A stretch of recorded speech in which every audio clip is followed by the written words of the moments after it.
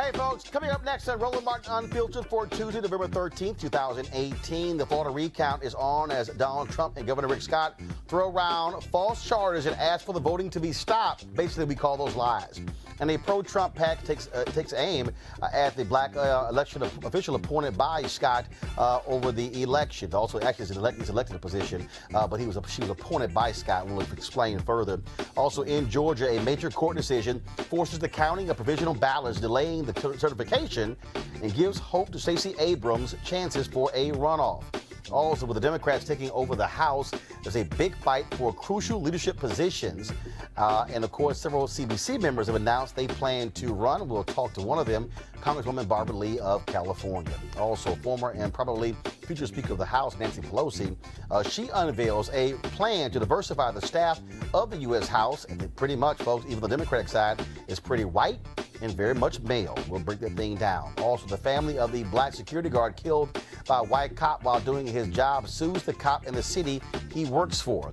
And also, a man who shot at a lost black youngster in Michigan, he is headed to prison for as long as 10 years. And also, another crazy white woman calls the cops, this time in a university classroom. Folks, it's time to bring the funk. Roland Martin Unfiltered. Let's go. He's got it.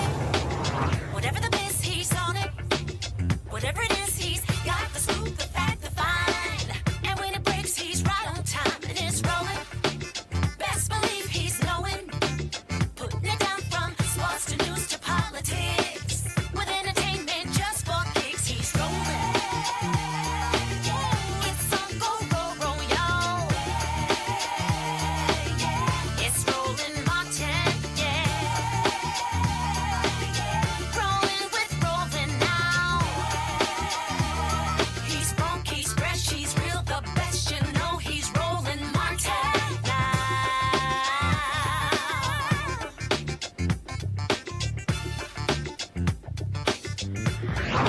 Martin. All right, folks, Florida has an election law that requires a recount if the reported difference between the candidates is less than 0.05%. That's half a percentage point. That has happened already in 3 races this year. That's the governor's race between Ron DeSantis and Andrew Gillum, the U.S. Senator race, plus the Ag Commissioner race. Again, in the governor's race, Andrew Gillum is 0.47% behind Ron DeSantis. Now, incumbent Senator Bill Nelson is trailing Governor Rick Scott by about 12,000 votes in that particular race. Now, the recount, of course, is happening, but first of all, Donald Trump and Governor Rick Scott, they are claiming, without any evidence whatsoever, voter fraud. Now, the Florida Department of Law Enforcement and the Department of State have said that they have received no credible allegations of fraud or criminal activity. So pretty much Donald Trump and Rick Scott are flat out lying. Now, here's the breaking news there in Florida. A Florida judge issued an order extending the deadline for recounts in Palm Beach County on state races in question to November 20th, about 5 days after the original 3 p.m. deadline, which, of course, is Thursday. Now, again, you have Donald Trump, who's calling for the votes to be stopped. But here's the problem with that. By doing so, he's essentially disenfranchising the military voters. Those votes are not due until Friday. But this is the guy who supposedly loves the military. But also what's happening in Florida, a Trump super PAC is reportedly spending $250,000 to attack the black woman in Broward County who is over the elections. Now, let's be clear. She's received lots of criticism from a lot of folks there, including black folks. But many are saying that this attack on her is over the top. It's happening again. On election night in Florida, 2 candidates are far behind. Then, in the liberal strongholds of Broward and Palm Beach counties, ballots appear to be moved in private vehicles, and nearly 100,000 more ballots mysteriously appear. Elections that were all but over suddenly need a recount.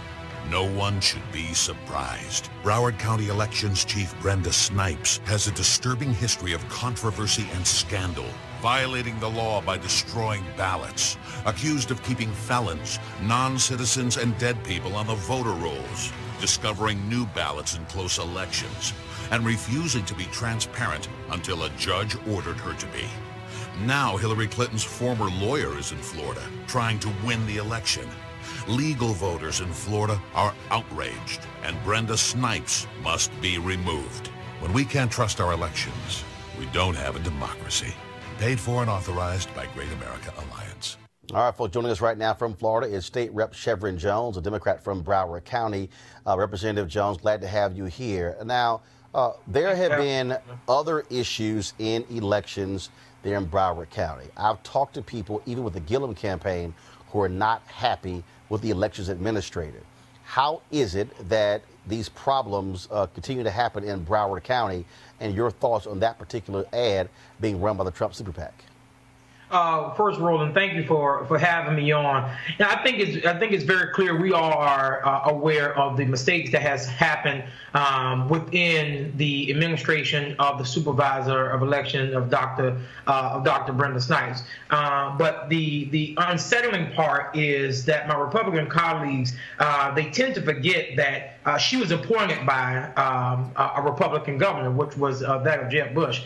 But not only that, I think Dr. Snipes have made it very clear of the mistakes that she's made. She has shared where she is now working through those areas to ensure that the process of every vote being counted is done in a way to where each person who has voted, they are able to participate in this process and not be eliminated by anything. But once again, it's making sure that every legal ballot is counted. My colleagues on the other side of the aisle are trying to make this nothing but a political mantra to begin to excite their base to do what they've done all this weekend, in where individuals are out picketing in front of the Fort Lauderdale SOE office, saying obscene things to destroy the character of the supervisor of elections, which entail is not called for. If you want to speak against her leadership, that's one thing. But the ways that their base have come out because they have excited their base by things such as the PAC, which paid for this commercial, it does nothing but add fuel to the fire. So, again, here's the issue we have here. When you say she was appointed by Governor Rick Scott, that's because Jeb Bush. Explain to people, Jeb Bush. Explain to people, though, why? Because wasn't there an issue with the previous head of election administrator in Broward County? There was a issue with the previous election administrator, which was Miriam Oliphant, and then we got Dr. Snipes.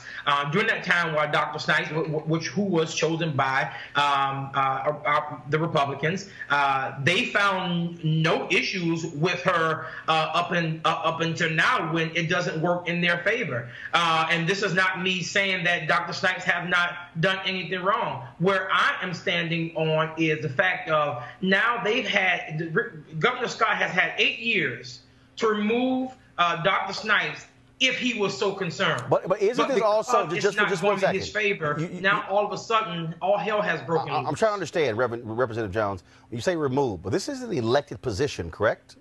This is an elected position, but the governor has the authority to remove or suspend her from office. Okay, so where do we stand? First of all, where do we stand right now in terms of the ballots being counted? I was read something earlier where they said 199,000 of the ballots have been recounted, have been counted thus far, and that they should have been done with the additional 30,000 or so by this afternoon. Has that happened? That has not happened, and Dr. Snipes has made it clear that she probably West Palm Beach has shared that they probably will not reach that deadline. Dr. Snipes said yesterday in a press conference that she will possibly reach that deadline in meeting and counting those ballots. Now, were those the ballots cast? Where do we stand with provisional ballots, with absentee ballots? Are there any outstanding ballots there in Broward County? Dr. Snipes has made it very clear that they have counted. They have counted absentee ballots. They have counted the provisional ballots, and what they're doing now, they are counting ballots that are from early voting, and they also have not even received the ballots from overseas. Those ballots have not yet to come in. And so she's walking through the process to ensure that she meet the deadlines that has been set. The governor has put 2 lawsuits against Broward County, which both have been dismissed by judges, and even the judge has told both sides to dismiss your rhetoric and allow the process to take its course. So I believe that that Dr. Snipes is trying her best to move forward. Again, this is not negating the fact that mistakes have been made and things that need to be rectified. But I think the Republicans need to allow Dr. Snipes to do her job and please and stop interfering with the process if they believe they want. Well, what I want to know, and they're in Florida, but also the same thing in other states. I want to know, when are these things going to get fixed? What are state officials going to do, whether you're a Democrat or Republican, to fix this? Right. Because when I look at what's happening there in Florida, when I look at folks saying they ran out of ballots, when I look at in Georgia having no power cords, when I look at people running out of paper ballots in Texas as well, the problem here is you have people who are trying to vote, and then they're being frustrated, they're being upset, they're being there for several hours, and then they're leaving and walking away. We know there are 40 states in America that allow for time off for people to go vote.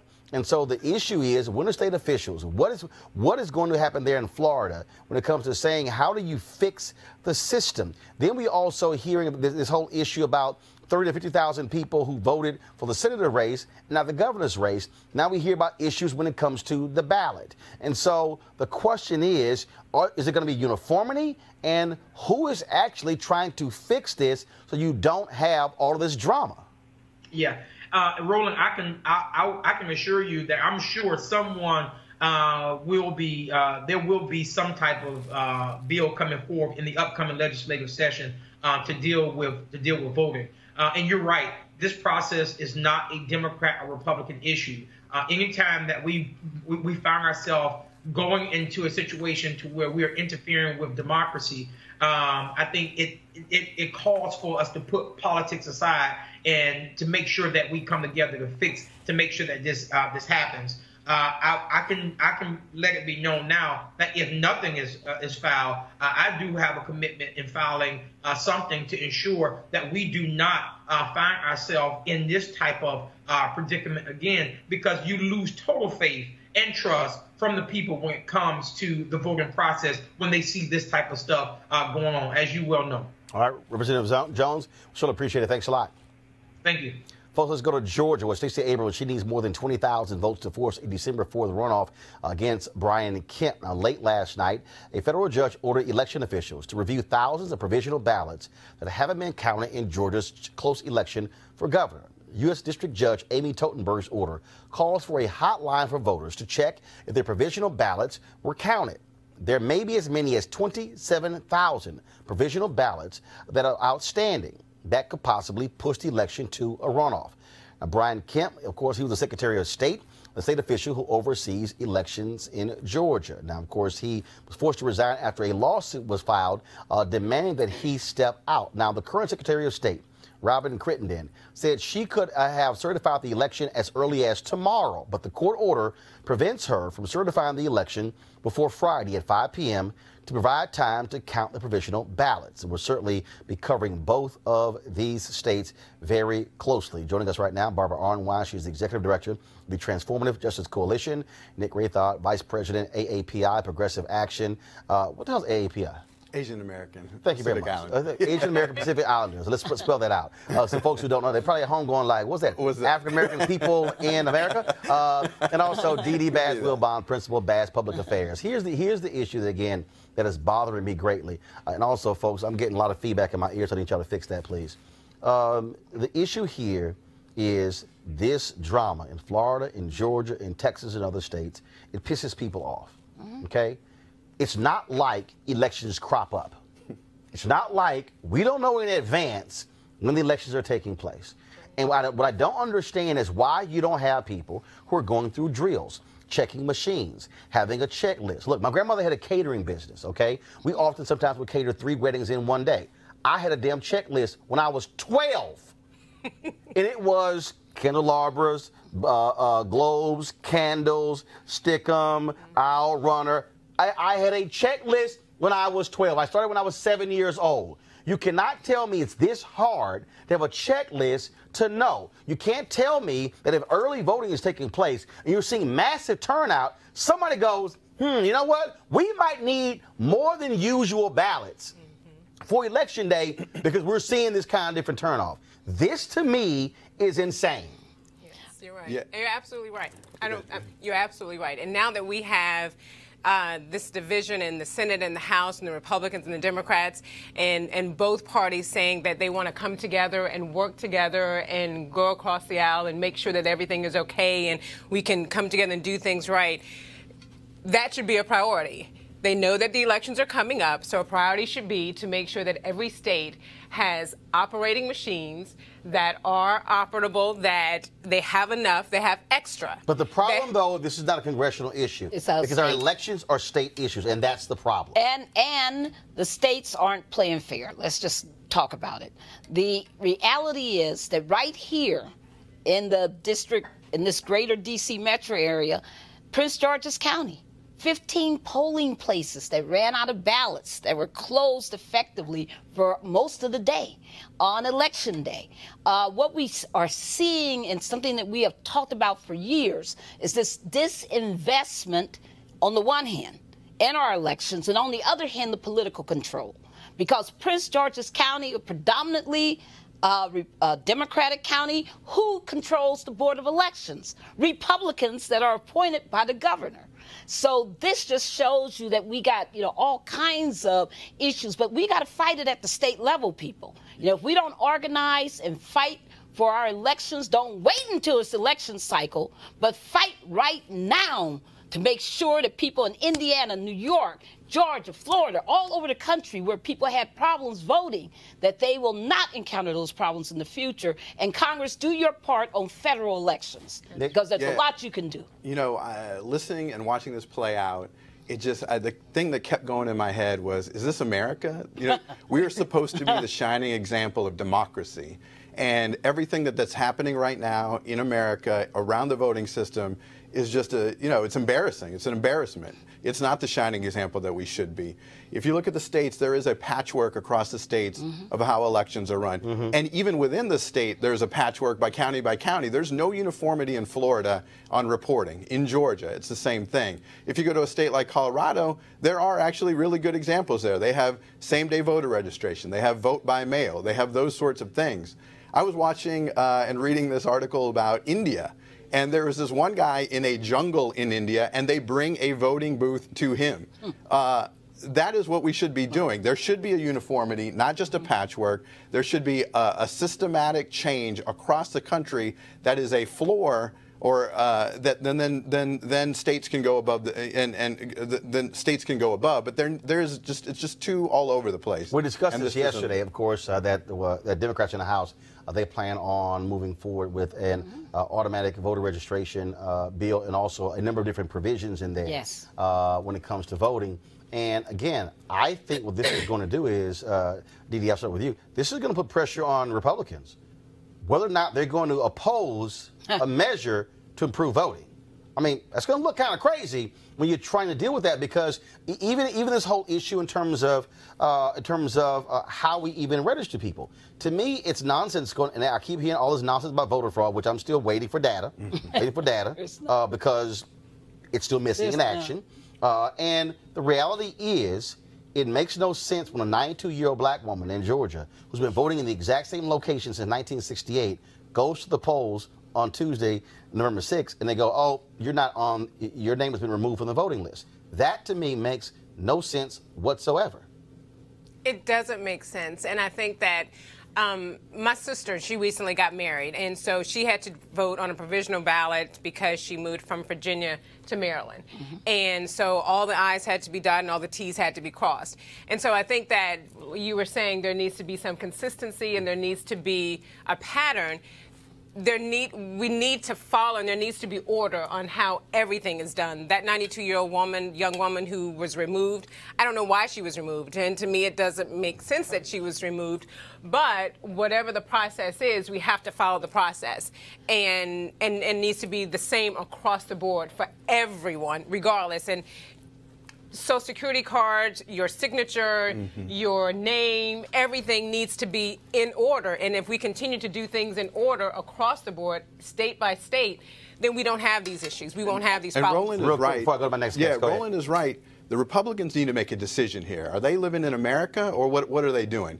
And it is funny to me that there is no controversy around the Russian interference by the Republicans in the election, but they're all up in arms about legitimate votes being counted in Florida and Georgia. And until they make a decision on whose side they're on, we will continue to have these same problems. All right, folks, Democrats win the House, and of course, new members are going to be sworn in come January, and that's going to be an issue when it comes to who is going to be in the House leadership. Now, of course, Congresswoman Nancy Pelosi is doing all she can to make sure she has no challengers. She is trying to knock them out of the box as quickly as she can. No one thus far has announced they're going to run against her, even though several people have announced they're not going to vote for her. The question then becomes, are you going to see Congressional Black Caucus members in top positions? Now, there's never been an African-American who's ever been in the Speaker of the House position or the House Majority Leader's position. You have had two African-Americans who have been in the whip position. You, of course, had Bill Gray, the late congressman from Pennsylvania, who served in that job, and also Jim Clyburn of South Carolina. He has announced he's going to be running for his old position. We are going to see Clyburn here later, I think later this week. And so, and also New York's Hakeem Jeffries and California's Barbara Lee are running for the powerful chair of the Democratic Caucus. And joining us right now is Congresswoman Lee. Congresswoman, how you doing? Thank you. Glad to be with you. Doing great. First and foremost, one of the things that we have heard from so many different people is that they feel as if that the Democratic leadership is far too old. When you look at Nancy Pelosi, Steny Hoyer, Jim Clyburn, you're talking about folks who are 78, 77, 79 years old. I've even heard people say, wait a minute, Congresswoman Barbara Lee, you're 71. And so how do you answer critics who say that the House leadership should be younger? Well, the way you answer them is, one is, I think everyone you mentioned, including myself, continue to fight to build a bench to make sure that newer members are put in key positions. And we're working like crazy to elect much younger members to the Congressional Black Caucus and to the House body itself. I think this is about, in my case, about ideas, about what I've done in the past, my experience, and also about what I bring to the caucus. First of all, African-American women have never held a seat at the table. There's never been an African-American woman elected as one of the top 5 leaders in the House since the first Congress in 1789. Not one. A bit of history, Shirley Chisholm ran in, I believe it was 1977, against Tom Foley. She got close to 100 votes. They created an appointed position as secretary. And so, we work hard. We play by the rules. African-American women have been the loyal constituents, the loyal voters of the Democratic Party, and we deserve a seat at the table. We're new. We have new ideas. We've never had this position before. And so, we have to really understand that this is about the future. But we have to build upon the experience and the seniority and all of the ideas that many of us bring, while at the same time knowing that we're building that future leadership. And I certainly have been one who has done that throughout my entire political and public career. Obviously, the Congressional Black Caucus is the largest caucus on the House Democrat side. And so you've announced for this position. Hakeem Jeffries of New York has also announced for it as well. And what demands are the CBC making? Because the reality is Democrats, they have depended upon black folks, those votes for a very long time. And so many say CBC should have more than one person in leadership. Absolutely. Those days are over where you say there should be only one African-American in leadership. The Congressional Black Caucus, which I chaired for 2 years, really understands my platform, that I fight not only for my district, but for all of our constituents throughout the country when it comes to whatever appropriations that we're fighting for, whatever criminal justice legislation we're fighting for. The CBC is the conscience of the Congress, and the CBC is demanding a seat at the table, and the majority of CBC members are supporting me. Once again, as African-American women, and Roland, how we have worked so hard to build this party and how we've been smart about our votes. We've been smart about our policy positions, our organizing, and it's about time that black women have a chance to weigh in on the public policy agenda of this United States. But let's talk about this here issue. Congresswoman Nancy Pelosi has said that she's Speaker of the House. She is going to implement what is called a Rooney Rule when it comes to filling these House staffer positions. The bottom line is this here. As I said, Democrats have depended significantly on black people and their votes. When you look at these House leadership positions, they are very white, they are very male. We saw earlier this year, we were highly critical of what was happening in the United States Senate, forced Senator Chuck Schumer's hand to create a Rooney Rule on the Senate side as well. Are you going to demand that not only do Democrats have the Rooney Rule, but also that they track every single position and put the information out there as to where people could apply for those jobs? Are you only looking for folks on Capitol Hill? Are you looking for people who are working on state levels? Because to me, it makes no sense in the world to have these staff positions largely by white folks and male. And we know that's where these companies in D.C., these lobbying firms, these PR firms, and these strategists, where they all come from. So the cycle gets repeated over and over and over again. White folks work in these smaller positions. They get hired in senior positions. They go to corporate America. They hire the same white folks, and the thing happens as a wheel. Roland, not only, and if you've been following what I've been doing since I've been in Congress with the Congressional Black Caucus, I co-chair the Diversity Task Force. Not only am I going to demand, I've been the impetus behind all of this. And the Appropriations Committee, for example, on which I serve, I wrote into the appropriations bill that we had to do this. And so, yes, I'm going to continue to fight to demand this. And also, I've been working on this issue as it relates to racial equity in the tech sector as well as at the DNC. And so when you look at my record, I've been doing this, and I'm going to continue to do this. We're finally beginning to break through, and I'm going to rev this up in a big way. Remember now, also, I was a chief of staff, and there were very few African Americans on Capitol Hill when I was chief of staff to the late my mentor, Congressman Ron Dems. There were very few African American women on Capitol Hill, and I've been fighting this battle for young African Americans to be able to break through into key positions, to be hired, to be promoted on Capitol Hill, and I'm going to continue to do that. That's who I am. That's part of my history. All right, Congresswoman Barbara Lee. All right, we surely appreciate it, Congresswoman. Thanks a lot. Okay, thank you. All right, they want to go to my panel here. Again, this is, for the people who are watching right now, they might say, okay, you know what, this is inside politics. No, this is about money. This is about wealth creation. Everything. This is about opportunity. And what people have to understand is the people who work in junior positions on Capitol Hill and junior positions in the White House then ascend to senior positions.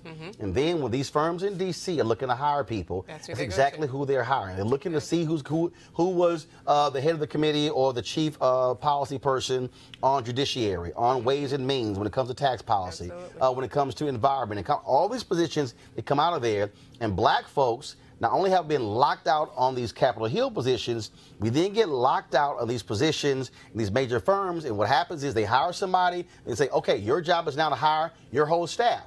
Well, who do they hire? Same white folks. Exactly. That's right. I agree with Congresswoman Lee.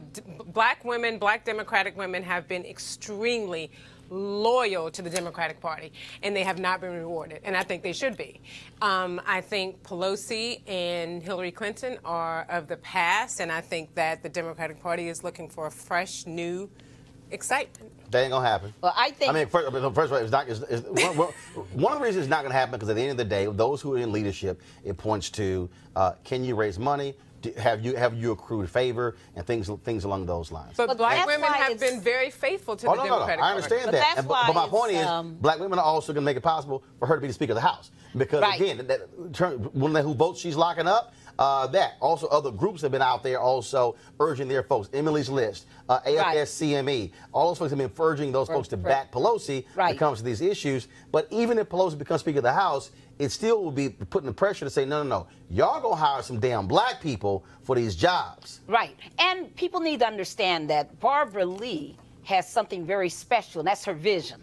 Because she's been out there and has voted the right way when nobody else saw it and understood it. So she has a lot going for her when it comes to her leadership qualities.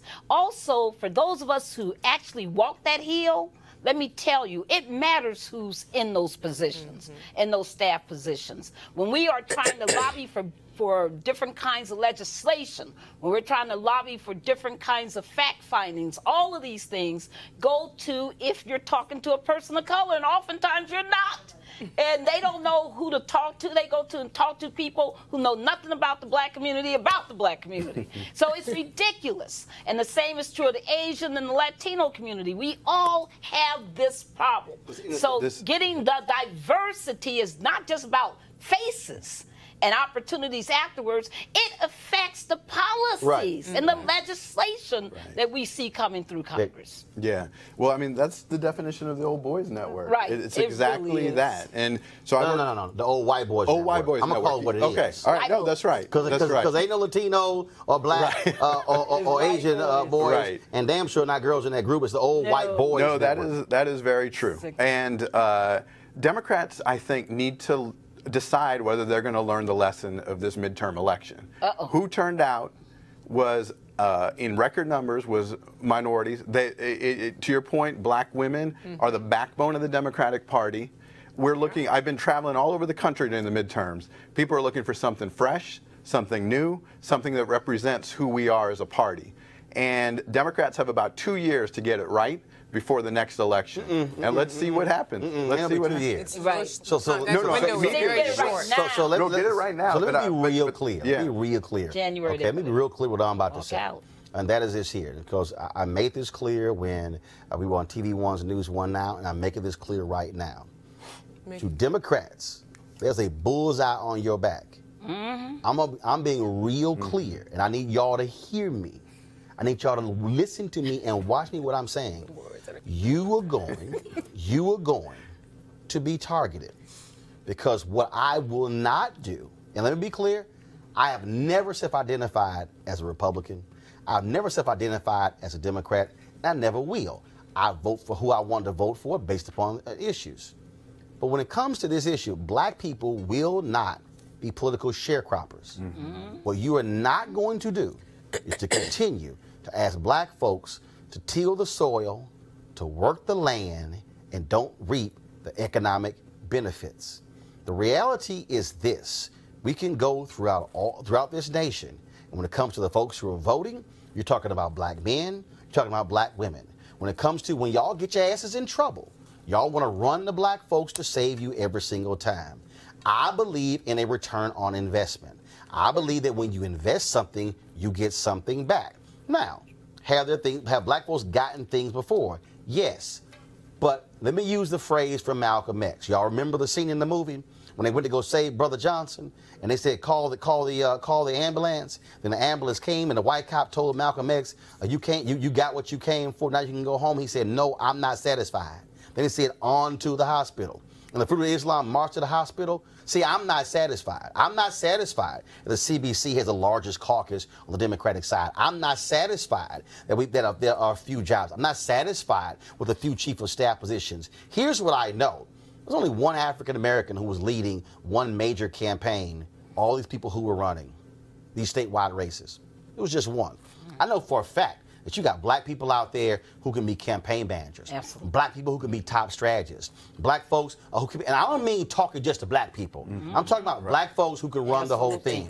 I'm talking about black folks who can be chief fundraisers. Yes. Black folks who can be posters. Black folks who can be any of these positions. And see, we ain't even got to the issue of who's controlling the money and then where it's going. What is going to black shows like this? What is going to black radio and going to black television and black newspapers and black magazines? And see, I'm talking about DNC, Tom Perez. I'm talking about the DSCC. I'm talking about the DCCC. I'm talking about the Democratic Governors Association. Well, I'm going to go a little further. I'm talking to y'all, Emily's List. I'm talking about all you environmental groups, all you progressive groups, all y'all, all of you PACs. Let me tell y'all right now, every single one of you are going to get invited to this show. Every single one of you are going to have to explain to me, what's your black plan? I want to know how many black vendors you got. I want to know how many black caterers you got. I want to know how many black folks are handling audio and visual. I want to know how many black folks are handling travel. See, this ain't just about giving me a couple of faces. I want to know Are you actually putting your money where your mouth is, or are you simply trying to treat us like political sharecroppers? And guess what? Those of you who decline to come on, not only am I going to say it publicly, we're going to put it on social media, and we're going to go after you for every single day. See, I'm not waiting for 2020 to ask these questions. I'm asking these questions right now. So here's what I suggest y'all do. I suggest right now, y'all go find some black people who can do radio and television commercials. I suggest y'all go find some black vendors. I suggest y'all go find some black people who have been working in the fields, who have been out here working hard, trying to build their resumes up. And I suggest you hire them. Because, see, here's the deal. I don't owe none of y'all. I ain't trying to get a job with y'all. But what I'm damn sure going to do is make sure you get questioned and you got to present the information when it comes to Minority Supply Development Council. And say that's overall. But say, I'm not here to discuss Minority Supply Development Council. I'm here about black people. No disrespect to anybody else who's Latino, who's Asian, who's Native American. But Roland's here to ask about black people. Now, I ask about everybody else after I get the black answer. But y'all gonna have to explain where you are spending your dollars. And I would suggest call your black friends right now. Because when I put you on Front Street, or let me correct that, I'm going to put you on MLK Street, and then we're going to have an issue. Let's go to a break right now. I'll be back and Roland Martin Unfiltered in just a moment.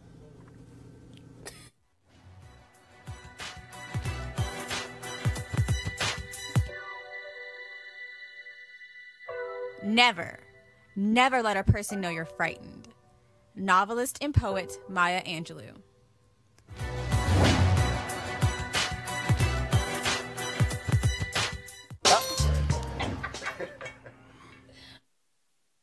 All right, folks, HBCU Giving Day, hashtag HBCU Giving Day. It's at the school today is Bennett College in Greensboro, North Carolina, founded in 1873, later reorganized in 1926 as an all-female institution.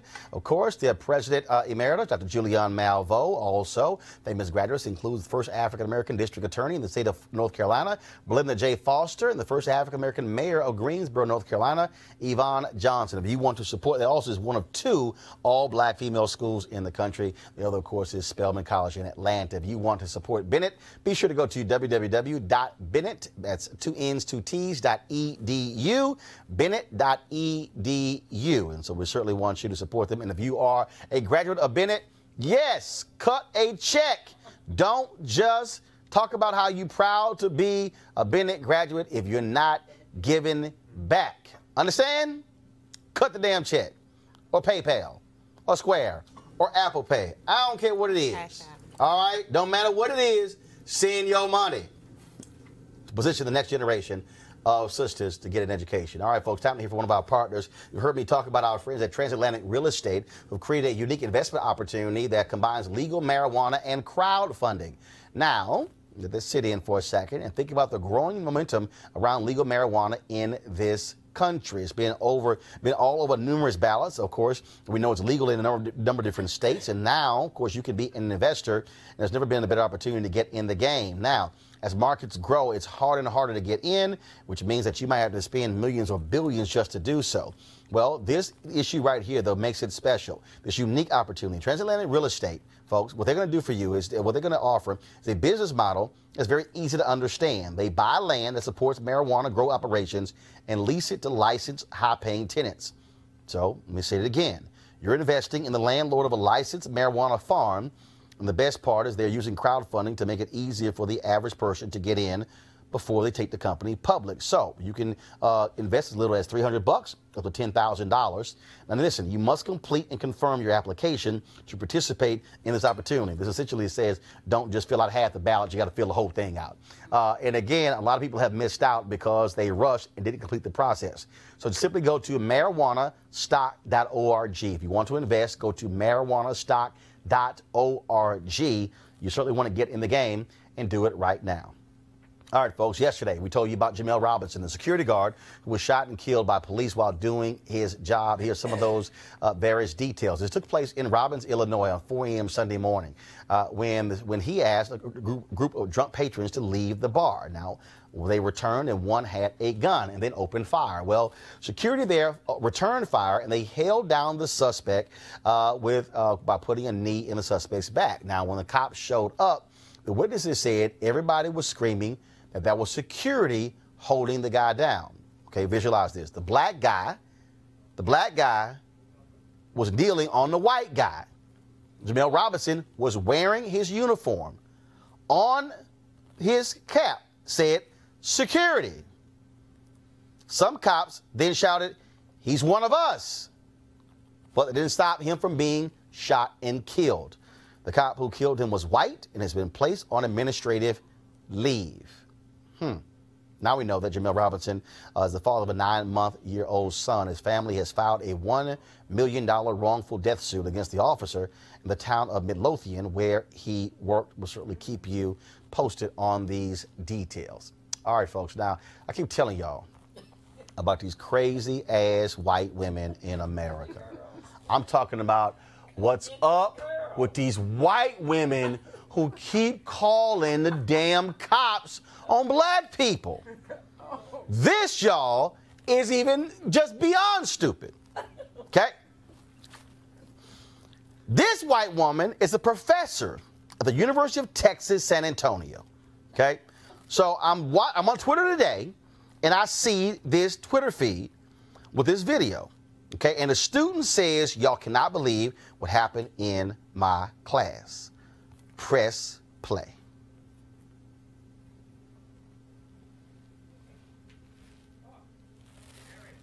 Okay, I got it, guys. Do you have the sound? Okay, well, that was sound on the one I saw online. Well, anyway, what you have here is you have the students in the classroom who, of course, they were watching this play out. And so this professor, okay, she calls the cops. She says that the sister was disrespected because she had her feet up on another chair. Y'all, her feet were propped up. Now, this professor has often complained in class that her students are too uncivil in how they behave. Okay, let me explain to you again. Her feet were propped up. I was a 4-year student at Texas A&M. I can recall putting my damn feet on a desk, a chair in front of me. Now, the other students say the sister wasn't disruptive. She wasn't yelling. She wasn't screaming. She wasn't doing anything. She was listening to the lecture. But this professor called the cops. They came out and escorted her out. University has released this statement. Okay, first of all, here's a tweet from the student who was removed from the classroom. This is me in Anita Moss's 2053 bio classroom. Upon entering class, I was told I needed to leave or would be escorted out by officers. I never disobeyed the student code of conduct, not once. A police report is being filed, ATM. This is just the beginning. Thanks for your support. Now, here's what the president of the university said in a statement sent out to the entire university. Dear Roadrunners, today we had an incident where one of our African-American students was escorted from a biology class by members of the UTSA's police department at the request of a faculty member. While the facts aren't fully known regarding today's incident, our Office of Equal Opportunity Services is already conducting an investigation into possible discrimination. In addition, an inquiry regarding the academic management of the classroom is being conducted by Interim Dean of the College of Sciences, Howard Grimes. Now, okay, so that was a letter that came from the university president. And guys, I'm gonna give him his name in 1 second because again, I want to have all these details. And so it's interesting that when you look at this and you look at again, this idea of continuing to call the cops in a college classroom. White women better come and get their other sisters because they're acting up and they need help and they got to do it. I mean, white women need to take some responsibility over other white women and this misbehavior. I mean, we can't be everywhere where they're having these gratuitous conversations about how scared they are. And you saw about this white woman who ran into the tree. She looked up and saw a black woman and got so scared she ran into a tree. No. I mean, this is what's happening in this society. Yeah. Well, right maybe if stop this. when you call the police and you're filing a false police report, you're arrested for filing a false report, right? Right. So maybe if the police start arresting the people that are calling and these crazy calls, right? Then maybe people would stop calling the cops on these simple things. I need the cops to start cussing these white women out. But no, if they start arresting these women for these calls, the calls would stop. Well, it's a waste of resources too. So what are the cops doing if they're at the university arresting a person with their feet on the And I think it was 3 or 4 cops that came It's absurd. Like you're moving resources. They should be held accountable for these false things. The other quick question I have is just where in America are black people safe? So you have black people are getting shot on the streets, in their homes. The guy was, in his home watching TV. This is a good guy with a gun, got shot, all over. And now it's the same thing that's contributing to this type of stuff too, where people are getting called. It's a way to control. It's straight up racism, and it's unacceptable. And I think it's crazy. Again, remember you have a student at Yale. Remember the black girl was sleeping, then they called the cops. Never forget. And I was like, okay, who the hell goes to a university library with a backpack to go to sleep, and I wasn't sure she was a student. I mean, literally what you have here, and yeah, that was a white woman. And what you have here is you have these white women who, for some reason, have this superior attitude of, I'm going to call the cops on any of y'all for whatever y'all doing. And I'm telling you right now, that professor has no business in the classroom. Right. Now, if you're a professor, if you say, if you're a professor and you say, you know what, y'all a bunch of slouches and stuff along those lines, I need you sitting up in my classroom. Mm-hmm. I don't want feet on desks in a classroom. That's me laying down the rules of my classroom. You don't call the cops on somebody. Hold up, you do what you do as a professor. If you're sitting here the rules, everybody got a copy of the rules. If you get busted, I'm docking you 5 points. Okay, that's what you do. You don't call the cops. Well, it's just modern day slavery, because when we're in white spaces in their mind, they want our pass. They want to know why you here. What is this your place, Jude? You belong here. You don't belong here. We're just going to call cops. And then on the other hand, it's this quote insubordination. Listen, I went to Duke Law School. We had large sections like what we just saw. There was a guy who would bring a big old inflated doll as kind of like his contempt for the process, would sit up next to him in class, and when the professor said anything he thought was stupid, he would make the doll roll back and forth. And nobody disciplined him. He did it every day he wanted to do it. So come on, he was white, of course. And so this is just nonsense, and we need to just call it out, because this is that white ethnic racism that says you don't belong in our white country, and we don't want you here, and we're going to do everything we can to make you uncomfortable, and hopefully you'll leave. And see, the issue that you also have here is this here. If the student had done anything, first of all, her reaction, and this really is the greater problem. The onus is on us as black people to say nothing, do nothing. So this is how we have to be. Okay, I'm not going to react. Now, you can't convince me if a white professor calls a cop on a white student, especially a white boy, and he ain't going to act a fool.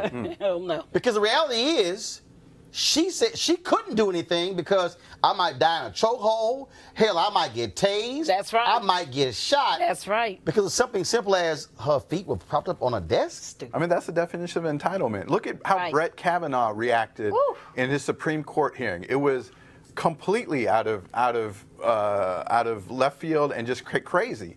If we as people of color do anything even close to that, we're immediately expelled, we're immediately called out, we're immediately called angry black whatever.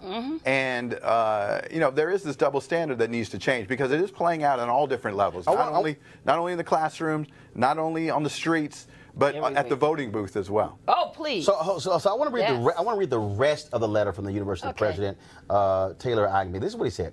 This concerns me greatly, and it's incumbent upon us as an institution to face this head on. It's something that we need to address immediately as a university community. I look forward to the arrival of Dr. Myron Anderson, our new Vice President for Inclusive Excellence, to assist us with developing a strategy to address these systemic issues. I welcome your concerns being shared directly with me in my office by emailing. He has his email. I promise to begin this process immediately. It will take time, but it has my full commitment. Now, first, wise of a university president to immediately address this issue, going to the entire university. But this is something that, and I get it, okay, you're having a vice president for inclusive excellence coming in, but this is why I need white people to check other white people. There you go. Okay? You don't need somebody black or Latino or Asian to be hired to teach y'all how not to be dumbasses. You don't need that, okay? So you can actually teach your own fellow white people not to act a damn fool. But this really is the deal, though. It is as if part of our job is like, okay, white America, let me explain to y'all why y'all stupid. And again, there's no way in the world, to me, that class continue with her as professor. That's right. She needs to be fired. Yeah. I mean, listen, certain people just don't belong in the jobs they're in. They need to be out. They need to be gone. They just need to be held accountable. And these schools can't be talking about, well, we all going to get together, kumbaya, diversity, inclusiveness. No! Some folks are just so racist, they don't deserve to be empowered to even instruct. That's the problem in how this has been addressed in the past. It's always relegated to the Diversity Council. Let's set up a task force. Let's do some training, and it'll all go away. That is not how to address this. It has to go all the way up to the dean. People need to be fired and held accountable. And that's there. We were talking earlier about hiring. You know, you don't hire people just to do black things or brown things. We need, it is a systemic thing as a way to pacify us when these things erupt. We need to hold people accountable as a community. But to your point, Roland, white people also need to hold themselves accountable if they actually do care about this stuff. Time for her to go? Stay or go? Oh, I didn't know you called my name. I was like, hello. You're one of 3 panelists on the show. Can you stay with us? Yes, I was here. I was listening to his response. No. No, I think that she should be held accountable. I think that it was her reaction to that was absolutely insane. Everyone in that classroom had a phone. Now that they can take pictures and videotape things like that, and that probably would have been a really good idea, because that's probably something that I probably would have done, because I keep my phone with me all the time. But it was idiotic. There was no reason for her to do that. And again, she does need to be held accountable for it. And where was the solidarity? Why didn't the No, that's not true. It did happen. So here's what happened. You mean there were other students that Go to my iPad, okay, Henry. Good. She tweeted, the young lady, she tweeted, I seriously can't thank my class enough for this love. They literally stood up for me after I was escorted out by 3 officers and called her out for being disruptive to them, as well as this whole semester. Completely overwhelmed and thankful. So, all right, so we'll surely let you know what happens there but I'm UTSA. And first of all, I did reach out directly to University of Texas San Antonio for them to come on the show. They sent us that particular statement. And also I reached out to the student as well. And so we tried to get her on as well. And so we'll certainly let y'all know what happens with that story. All right, remember this story here? He was the retired Michigan firefighter, Jeffrey Ziegler. And roll the video, please. Remember the 14-year-old black kid, Brennan Walker, missed his school bus and he was lost. He was trying to get directions to his school. So Brennan went to the door and then he heard a woman come down the stairs shouting, and then that's when Brennan backed up. You'll see it in a second, and then he took off running.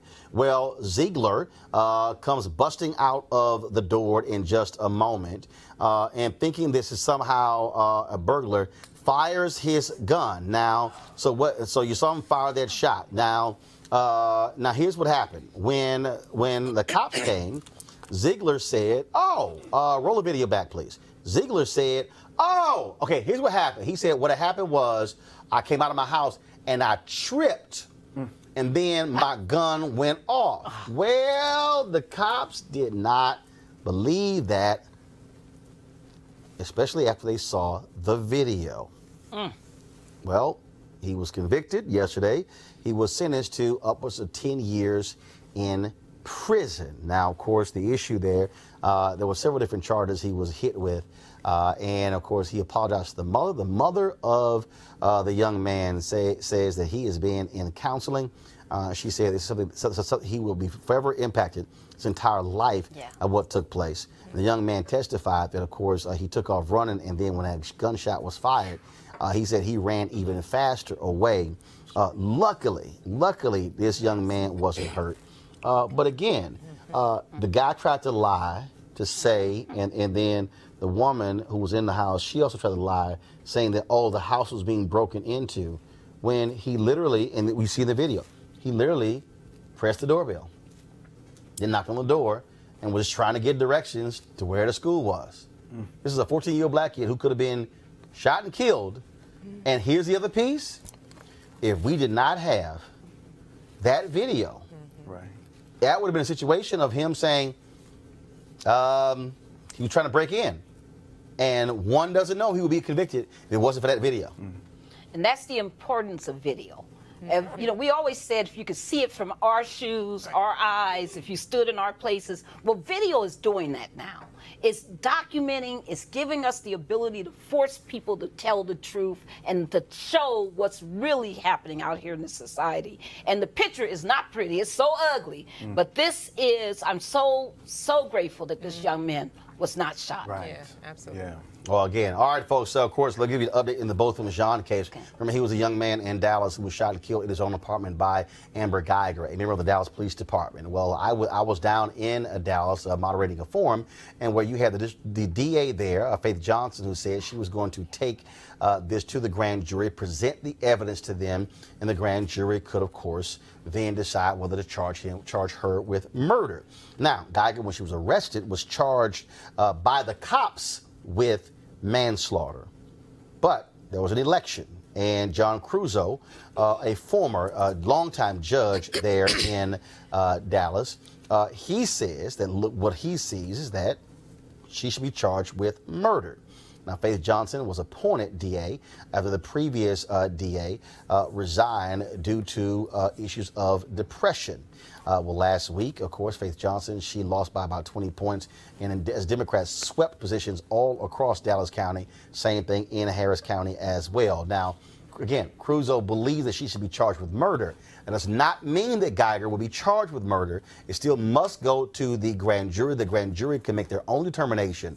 But you have, again, whereas Faith Johnson said she would leave it up to the grand jury to make the decision, Cruzo says he believes, based upon what he sees, that it should be a murder charge. Last story here, of course, some students in, this school in Wisconsin, talk about white folks losing their damn mind. So there's a picture, and I'm going to pull up in a second, y'all. There's a picture of a group of white high school students in Baraboo High School, 60 miles north of Madison, giving a Nazi salute on the steps of a county courthouse. It went viral over the weekend. It was taken last spring. The photographer says he asked them to wave to their parents and defended the picture. One student who was there did not raise his hand, said the girls have a similar group picture, and they were not asked to wave. Now, it has been condemned by Jewish groups, and their school, an investigation by the school and law enforcement has started. Y'all, really? And you wonder how you get Pittsburgh. I mean, think about it. Where did Bauer come from? I mean, this is the only beautiful thing. Henry, go to my iPad. This is the photo here, right here, folks. This is the photo. And so you see them. You see them. Unbelievable. Okay. Now, you see this guy in the middle? That ain't waving at your mom and daddy. Okay, you see some person with the fist sign as well. But again, they thought it was cute. What I also don't see, the only black in this photo are the suits they wearing. Again, and so Dee Dee, this has ticked a lot of people off, and now the school is like, oh hell, what are we gonna do about this here? Well, the parents of the students, they need to teach them some home training and understand that that type of symbol is not something that you do. Yeah, just saying, Nazi symbol, America, don't kind of go well with the flag. Absolutely not. They don't go together at all. Well, this is an example being set from the top by President Trump. You know, he was talking about nationalism the other day. You know, those are echoes of what was going on during the Holocaust. Those types of things are setting the example for these young high school kids. These kids were wrong in what they did. They have to understand their history and the context of what they were doing, but they absolutely knew what they were doing. And you juxtapose that picture with the young woman in Texas with their feet on the thing. Who should you be calling the cops? Who should be? Where is the intervention actually needed? It's definitely not with the woman with her feet on the. And notice there's one white guy to the far right of the picture who's not smiling, not saluting. And he said that he didn't do it because he knew it was wrong. You mean this guy right at the top? Mm-hmm. Yeah, he's talking about the. I thought you were talking about the guy in the front. There. And there's also a guy at the front on the very bottom. He spoke out that it was not funny, that he knew it was bad, that they all knew it was bad, and they did it anyway. So it's very important for us to understand this is not, quote, some confused kids. They meant to do this anti-Semitic, hateful gesture. Mm-hmm. There you go. Well, only a couple of people in here again. Only one isn't smiling, but you have a couple of people who are trying to figure out like what they're doing. But now they're gonna have to answer for that. All right, folks. This is what you have in 2018 in America. I thought we were so post-racial. Oh, my goodness. All right, folks, always support Roland Martin Unfiltered by going to RolandMartinUnfiltered.com, joining our Bring the Funk fan club. You can also, of course, be sure to watch our re-airs. We restream the show multiple times over the day, so be sure to, whether you're on Facebook, Periscope, or YouTube, click your notifications so you will get an alert when we are live, not just with this show, but also when we covering live events and also streaming speeches and things along those lines. Please also subscribe to our YouTube channel. That's youtube.com/Roland S. Martin. And don't forget, folks, to make a programming note, put it down on Friday, the second great debate. I previously, of course, debated Jason Whitlock. It wasn't much of a debate. But you want to see Friday's show, because guess who's going to be here? Dinesh D'Souza, that's right. And so he and I had a conversation, and trust me, it's one that you want to see. Other people run from it. No, Dinesh had to answer some of my questions, and you know it was good. I can't wait for y'all to see it. That's going to be Friday, 6 p.m. Eastern, right here on Roland Martin Unfiltered. And also, before I go, let me pull this here up. And so I want y'all to, yesterday was my nephew Christopher's, it was his 11th birthday. He was born on that day. And of course, today is the birthday of, I'm trying to find the photo, the birthday of his father, my brother Reginald. He turns 51 today. Jesus, why can't I find the photo? And then, yeah, I posted on Instagram. I want y'all to see this photo. I'm thinking I'll pull it up this way. And then, of course, on tomorrow is my 50th birthday. And so all of us are Valentine's Day babies. Some of y'all gonna get that in a second. But all of us, of course, were born, yes, Valentine's. And so this is a photo of me and my brother when we were younger. And of course, that's him. That's him on the right. Of course, I still look better than him even when we were kids. And so that was wearing the bow tie there, but now that's a little different because, you know, I rock the ascots.